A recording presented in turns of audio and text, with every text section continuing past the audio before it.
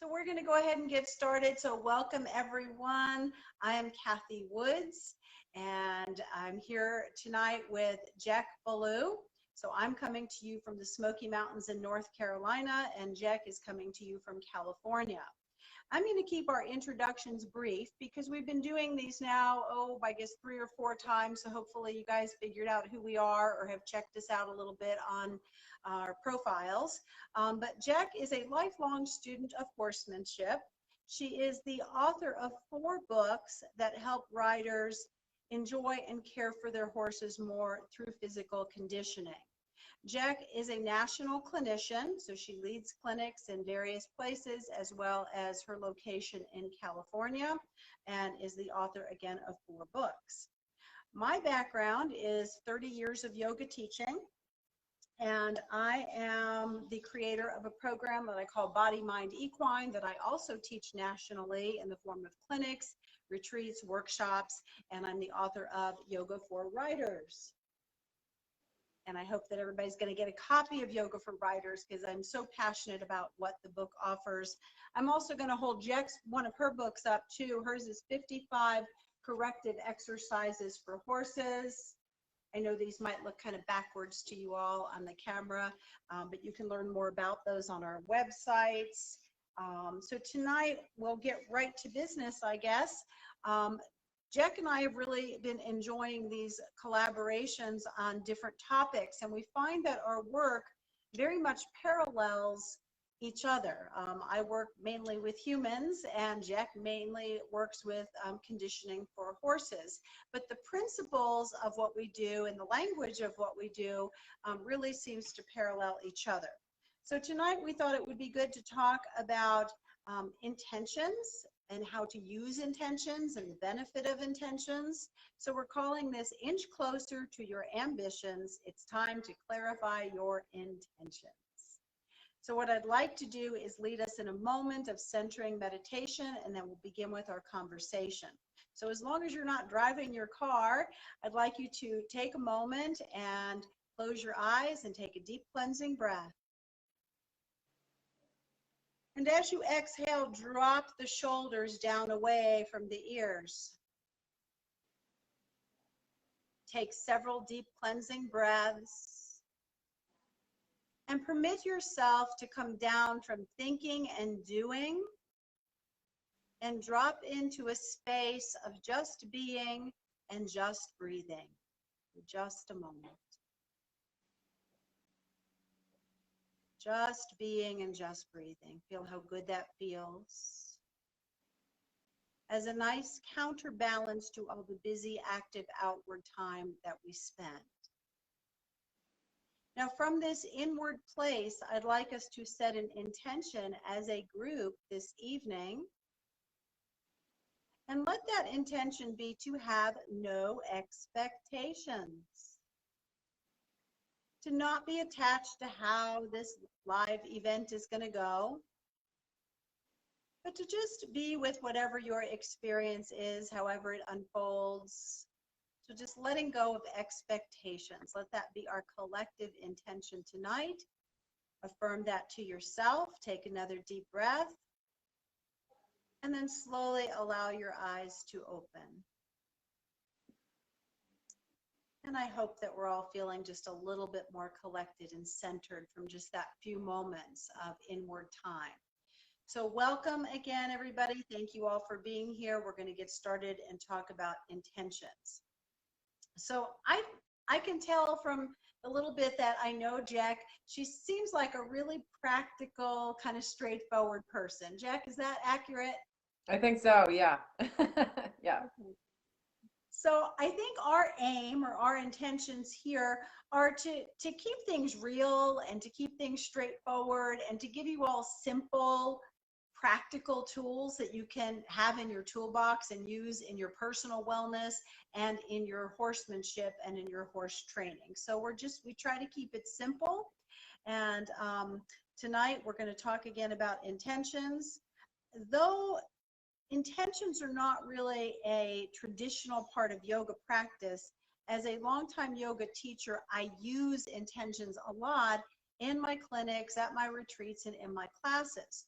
just like we did here at the onset, I might lead a collective intention for the class to stay attentive to the breath or to remain in the present moment.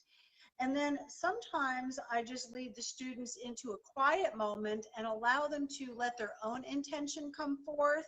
And we're going to do that tonight at the close, and help you maybe clarify some of your intentions. So that's one of the ways that I use intentions in teaching and in my programs. So Jack, I'm going to turn over to you and let you elaborate a little bit, and we can just see how our conversation flows.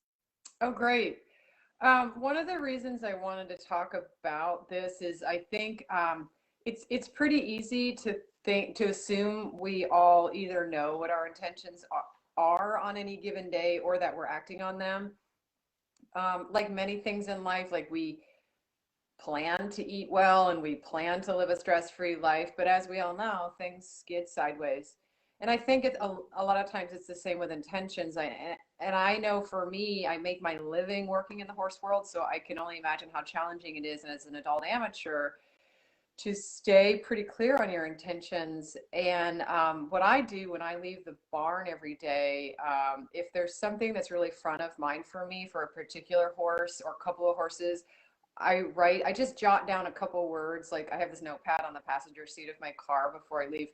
And it might be something like relaxation in 10-meter circles for Arlington or whatever, as an example, because I know how busy life gets. And I worry that the next day, if I don't just take a second and write it down, I'll show up the next day and possibly give the horse a good schooling session, but it's not following an intentional path.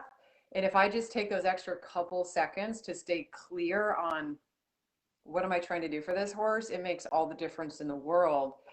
And the reason I wanted to get to bring you into this conversation is I think a lot of us enjoy horses because they're fun. They're something we can do with our life stressed out, to not have a lot of agenda and rules. And maybe there's the temptation to be like, I don't want to have to write down intentions or be all super focused. I want it to be fun. And I think you can have both. What do you think about that? I agree completely. I think intentions can be light. It doesn't have to be an intense practice. Like you said, just jotting them down. And I have some ideas too that I want to share with you all that are in my book, Yoga for Riders. So if anybody's read that book, chapter 11 is about the power of intention. So if you haven't yet read it, that's a really good chapter to read that kind of supports what we're talking about tonight. But I do think intention setting doesn't have to be another rigid practice in our lives. And I do think it's also important that we get clear on our intentions and where are these intentions coming from? Are they in the best and highest good for ourselves, for our horses, for all involved? Are these intentions ego driven? Are they competitive? Are they task oriented? Or are they for bettering ourselves and our horses and for our wellness and for our enjoyment? So I feel like you mentioned something about how we lay out intentions sometimes and then we don't meet them. And I think that's an important topic to speak on, especially these days. Nothing has been normal this last year plus. And the best laid intentions or the best laid plans seem to have a way of going sideways sometimes. So I think it's important to be realistic with your intentions and to know that even though you want to attain these objectives or goals through the use of intentions, that sometimes it's just not going to happen. Life gets in the way, life happens.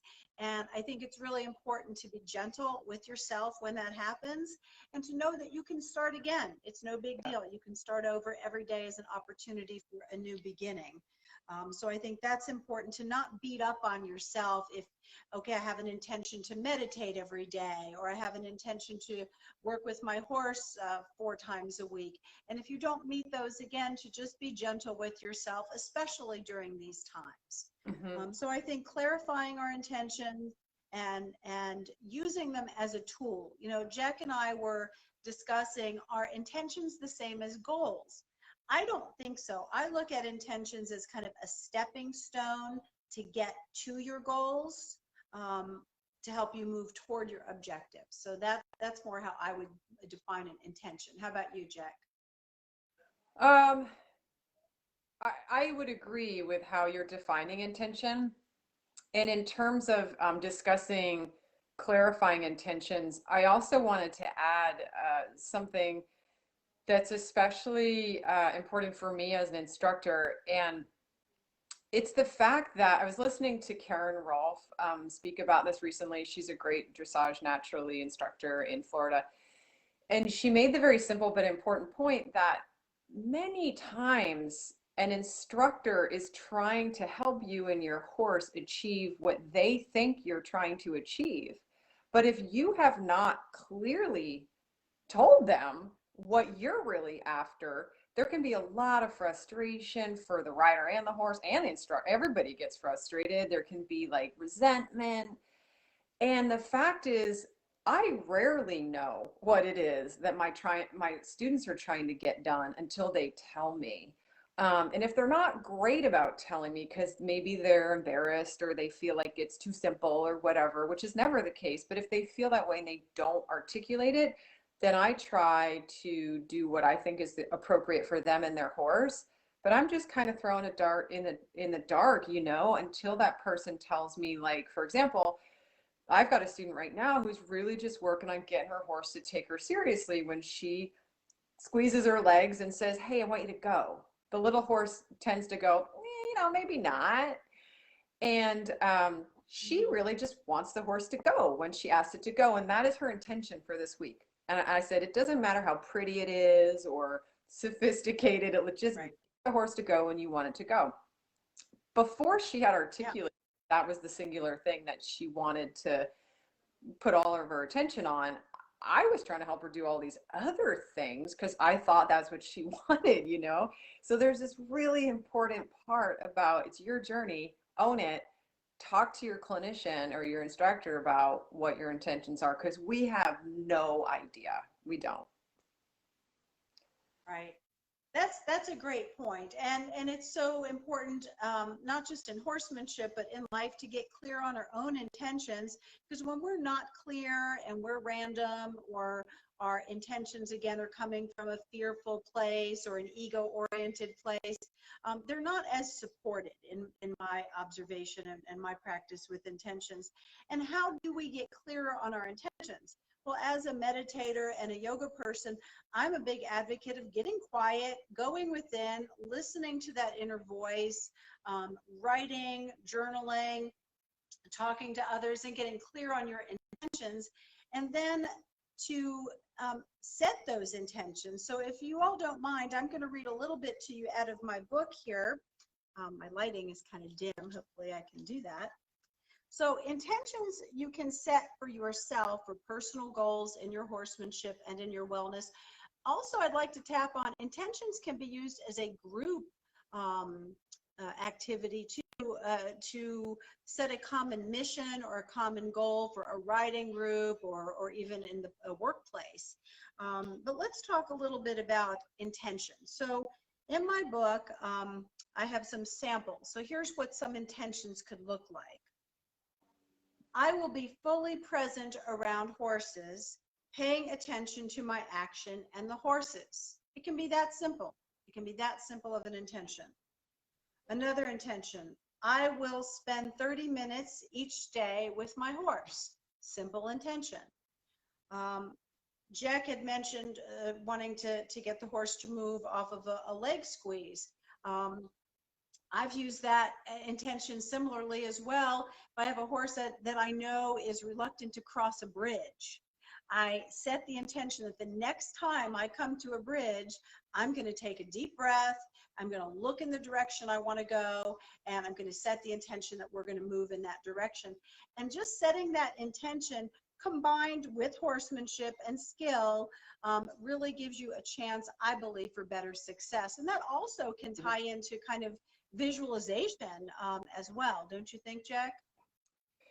Yeah, I absolutely. It frees up your mind, I think, And when you have that extra bandwidth, then you can visualize and you can imagine positive outcomes from your thoughts.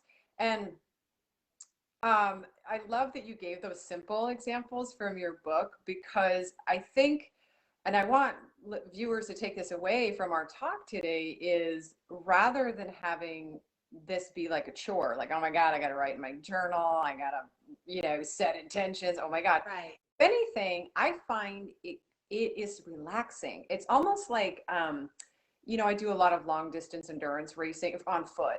And when you have a training plan to follow, it's almost, I know it's a lot of hard physical work to do what's in the training plan, but it takes all the thinking out of it. You open your plan and you're like, okay, it's Tuesday. I have to run 6 miles at such and such a pace. It takes all of that. What should I be doing? Am I doing it fast enough? Is it good enough? That all goes away. And I find the same with horses, because sometimes when you're working with your horse, sometimes, as we know, the issue is us. So you're not riding well, or you don't have the skill, or whatever. Sometimes the issue is the horse, and sometimes riders don't know which they should focus on. Like, my instructor wants me to do this with my horse, but I feel like maybe my body's out of balance. What should I focus on? And reading that chapter in your book gives people permission to be like, you know what, today I'm just gonna, work on myself. I'm gonna ride without stirrups for 5 minutes. I'm gonna do some of these exercises I saw on Jack's YouTube channel, whatever. And then maybe the next day you could say, okay, today I'm just gonna do this thing.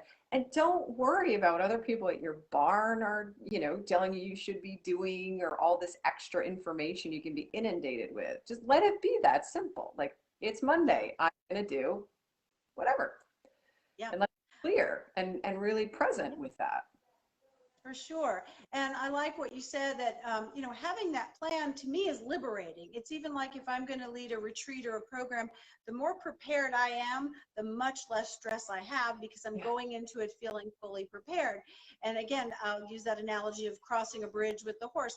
I know the next time I'm coming into that situation with that horse, I have a plan. And I'm just using that as one scenario. So having that plan can really free up a lot of energy and a lot of deliberating, and really help us to focus, and again to reach our goals. I do want to talk a little bit about personal intention. So in your daily life, not just in your horsemanship, here's an example of one that I have written in my book, and you can write these to suit your own intentions, of course.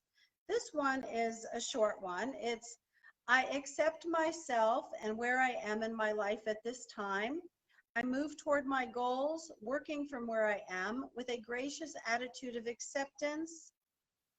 And that's the only realistic place to work from. So that's just an intention we might set about acceptance, about accepting ourselves where we are today.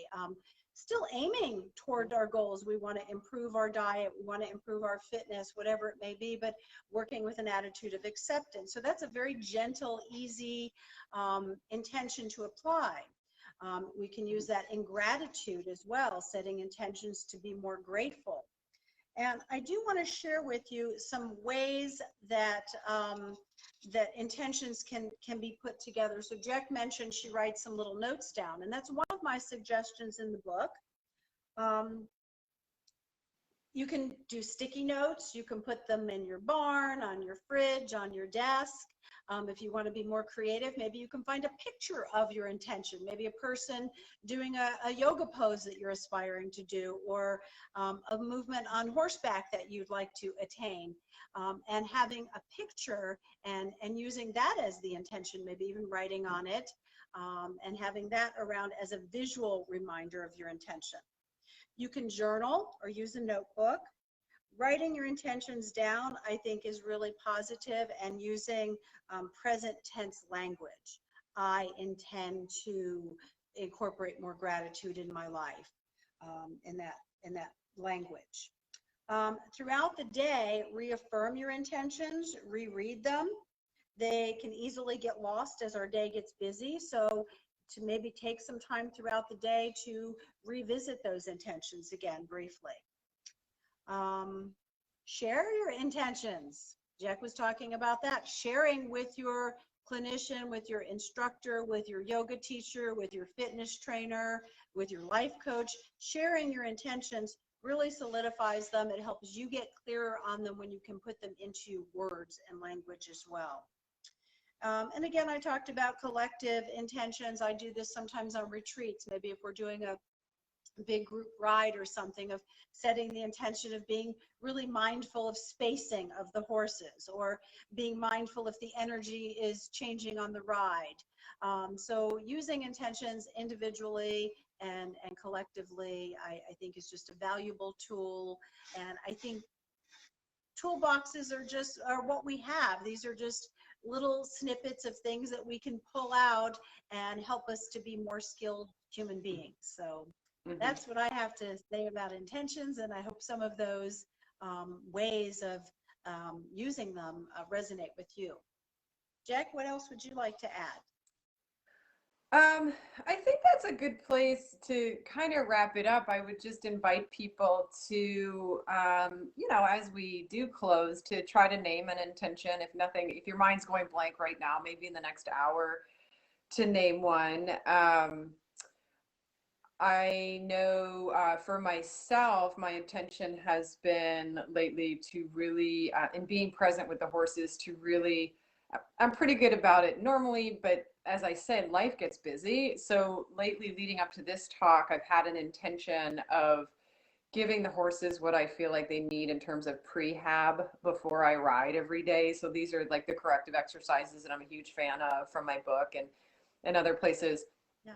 Is each individual horse is giving them that time each week and not getting caught up in all this mental chatter of, is this meeting the expectation of the owner of that horse? Or what about all these other things that you could be working on to reach your goal? Because we talked about the difference between intention and goal.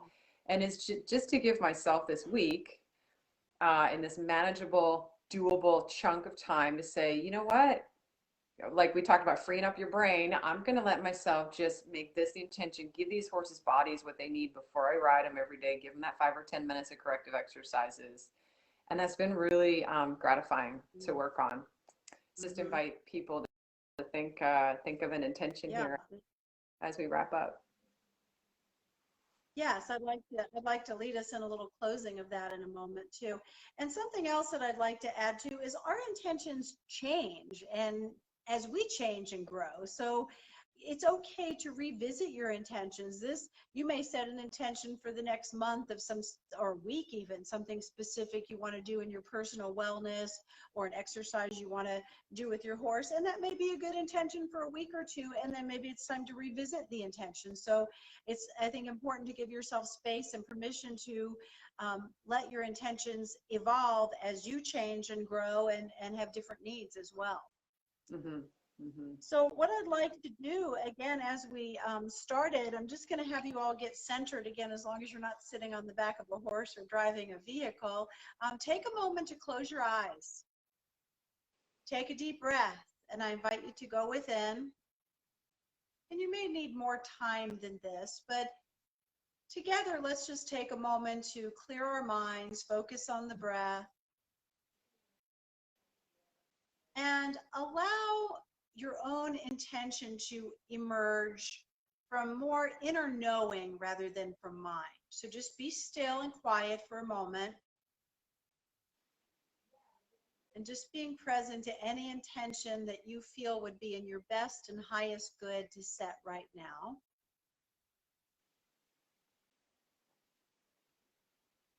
Again, these can be very simple intentions. I encourage you to start with simple. And if an intention comes to mind, reaffirm it to yourself 3 times.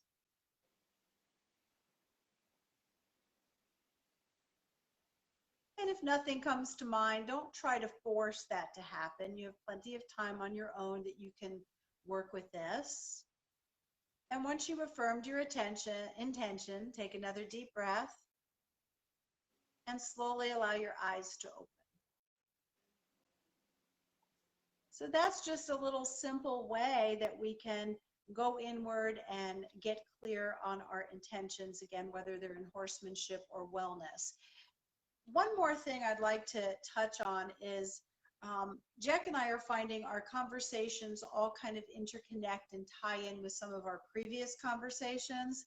And one of the first ones we did was talking about small baby steps, incremental steps to achieve our goals. So I think that's important too in intention setting, is to keep the goals or the intentions realistic and doable. Don't set that bar so high that it's going to be almost impossible to attain. So I'd like to leave you with that. And you can view our previous conversations on Kathy Woods Yoga YouTube channel. This one will be on there eventually, but our previous conversations are on there if you would like to check those out. And in closing, we hope to see you again maybe next month.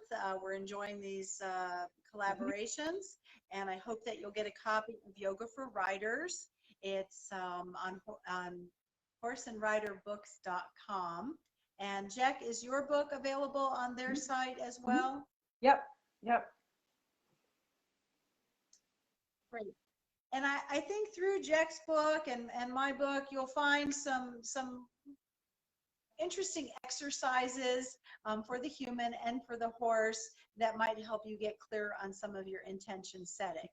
So that's about all I have to say tonight. Anything else you want to add, Jack?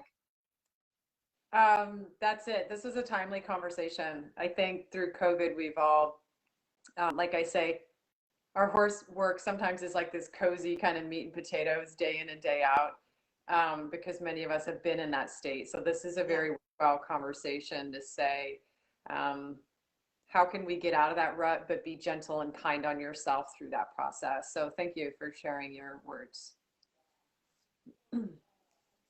Thank you, and that's excellent in closing. So thank you so much. Thank you all for being here. And Jack, I look forward to our next conversation. Yeah. Namaste, everybody. I do too. Namaste.